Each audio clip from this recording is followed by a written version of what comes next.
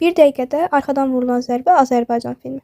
Film keçmiş orqan işçisi olan Əhməd Qəmərlinin müəmmalı şəkildə qətlə yetirilməsi ilə başlayır. Respublika Cinayət Axtarışı müstəntiqi Gündüz Kərimbəyli cinayəti araşdırmaq üçün rayona göndərilir. İntihaqın əvvəlinə qətlin motivi kimi namus məsələsi, şəxsi intiqam və ya saat oğurluğu versiyaları irəli sürülür. Şübhəlilər siyahısına Qəmərlinin qohumu Fazil, yerli sakin Cəbi və digər şəxslər də daxil edilir. Müstəntiq müəyyən edir ki, cinayətin kökləri uzaq keçmişə, inqilab illərinə və kollektivləşmə dövrünə dayanır.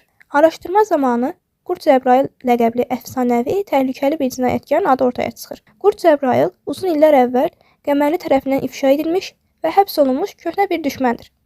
Kənddə hamının hörmət etdiyi xeyirxah Fəttah kişi obrazı müstəntiqin diqqətini çəkir. Gündüz şübhələnir ki, Qurd Cəbrayıl ölməyib və kimliyini gizlədərək kənddə yaşayır. İstintaq irəlilədikcə Qəmərlini öldürən ox kimi bıçağın xüsusi bir usta tərəfindən hazırlandığı məlum olur. Filmin gərgin anlarında məlum olur ki, illərdir özünü xeyirxah Fəttah kimi qələmə verən şəxs əslində Qurd Cəbrayıldır. O keçmiş intiqamını almaq üçün Qəmərlini məhz arxadan zərbə vuraraq öldürmüşdür.